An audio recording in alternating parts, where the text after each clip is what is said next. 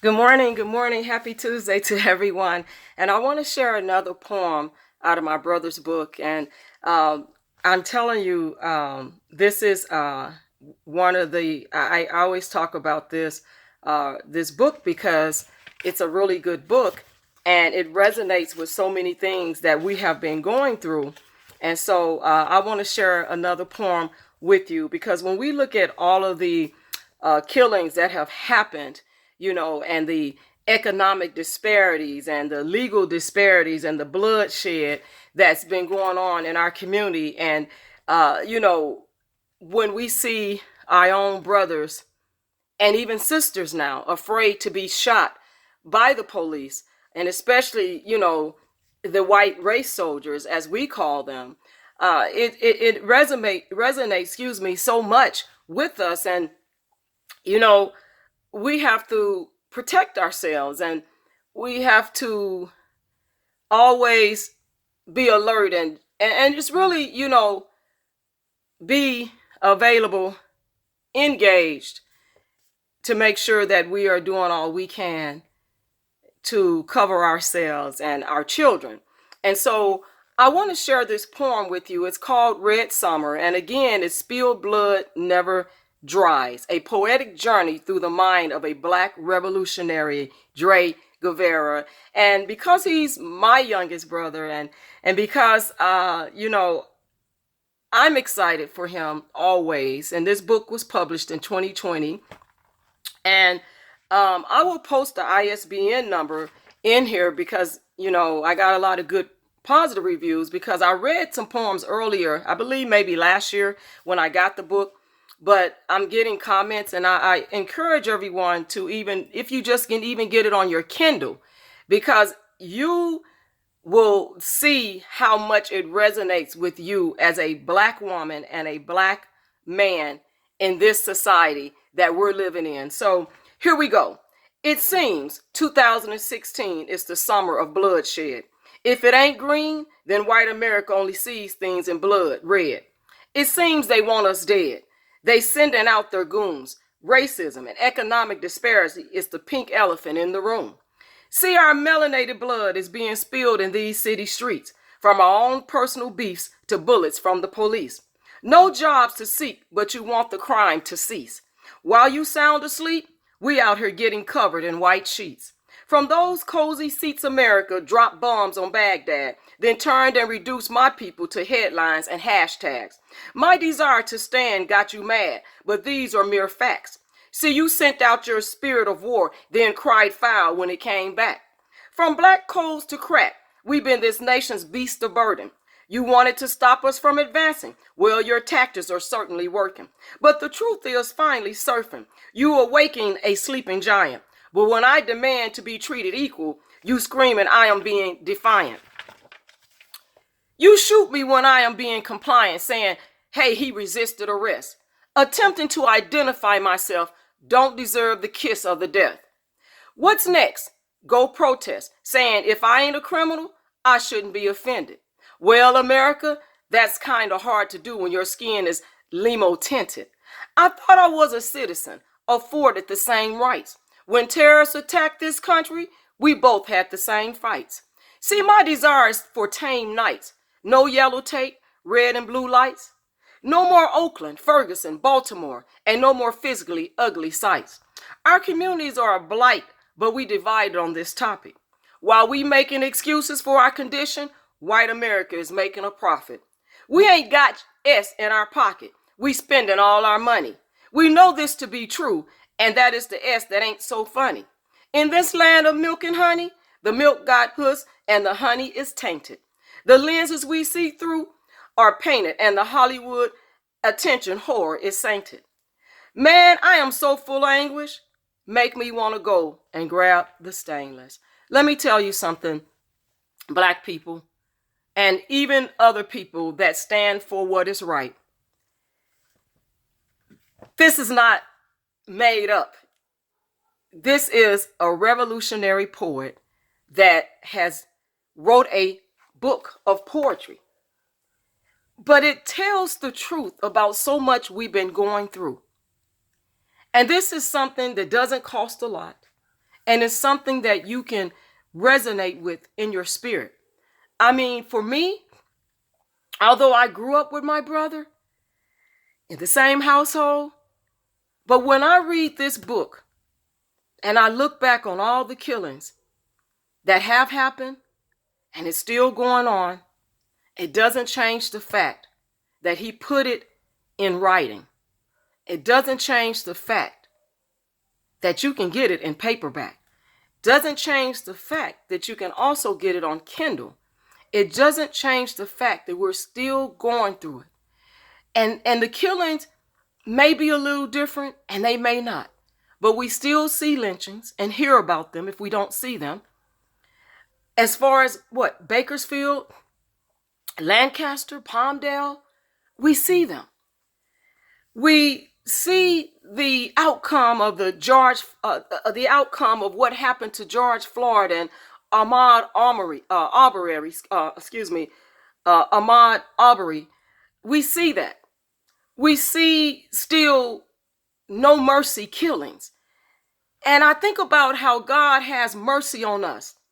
I think about the mercy that he showed on Derek Chauvin. Because really, if God hadn't have showed mercy on him, he probably would have got life or maybe even death. I don't know so much about, because there's still some like Texas that believe in the death penalty. And I know that if you kill a cop, you usually get the death penalty, they said, But however, those laws might have changed. I may have to go back and do my research, and that's good. So don't hold it to my heart, because I want to make sure that I give the right information out there. And if you have it, you can put it in the comments. But I'm always willing to go back and study and do my research.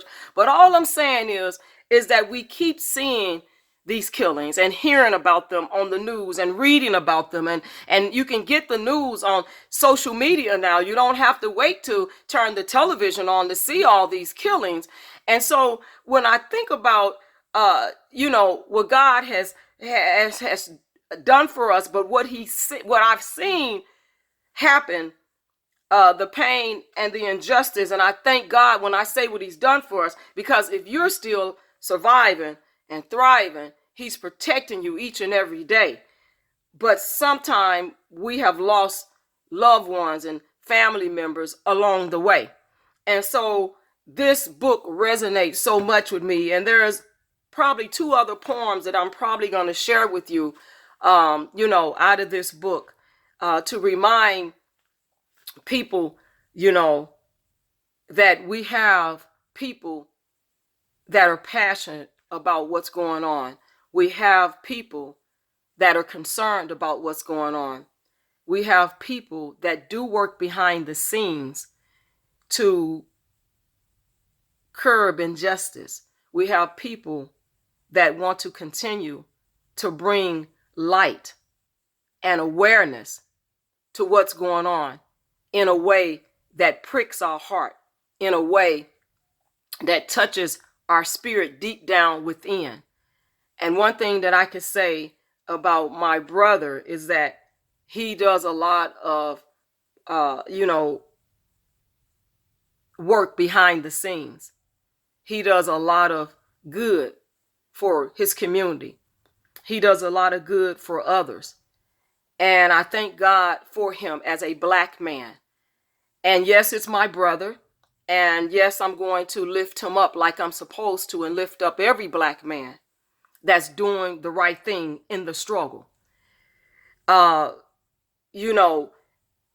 Because it's important to lift up our Black men. It's important to encourage our Black men. And I know that I talk about it a lot in my messages. And I know a lot of people may not want to follow, my channel because, it's about Christ. But the messages are there in what I put out. They're going to continue to be there. And if you like what you hear, subscribe and hit the like button. Even if you don't subscribe and the message resonated with you, hit the like button. But God is an awesome and mighty God. And he continues to open up my eyes and show me each and every day what I need to do and do better. But I won't stop talking about the things that we go through as Black men and women. And there is a message for everybody, even children. It's a message because the truth stands. We can't run from the truth, nor can we hide the truth. And as we continue to live, God continues to expose people for who they are.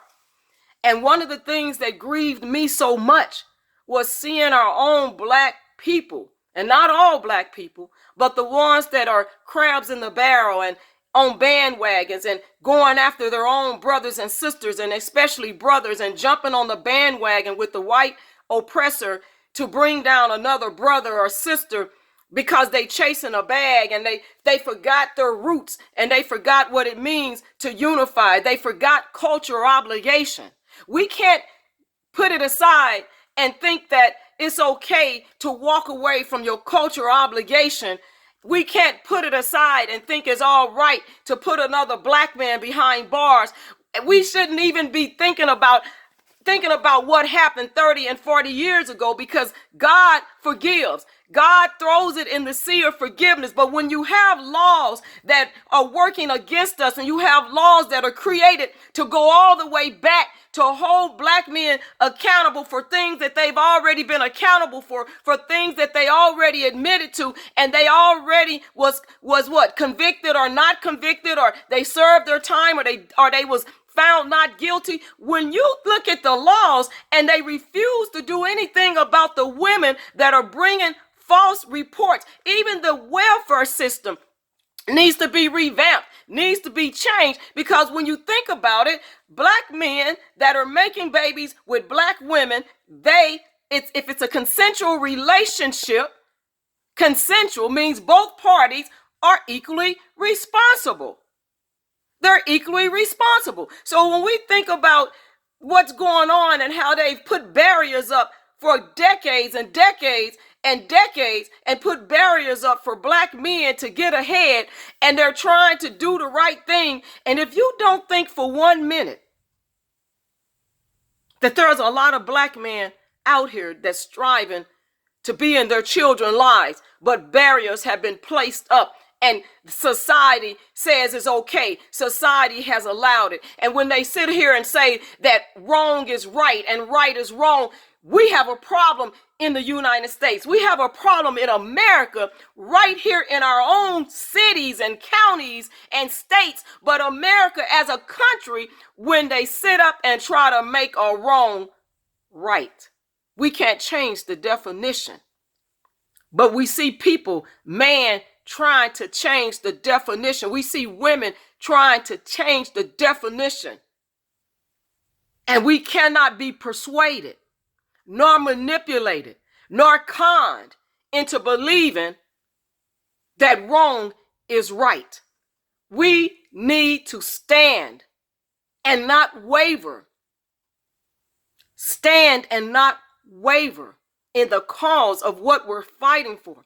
And when we see Black people, yes, Black people using other Black people to bring down others that's trying to rise up and raise up and lift up and be a beacon of hope and light and be a support system, and you have other people in their own selfish beliefs and ways, because they're not getting the glory and they're not getting what they want, to try to throw a wrench in it, to be a distraction for the ones that are doing the work, for the ones that are being positive and bringing the truth, bringing the truth and shedding light.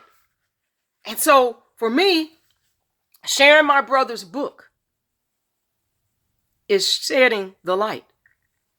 Sharing my brother's book is bringing a level of awareness, because we can't forget and we won't forget. And for all of you that have Black brothers, that have sons, think about it. Think about it. Think about it. Think about it.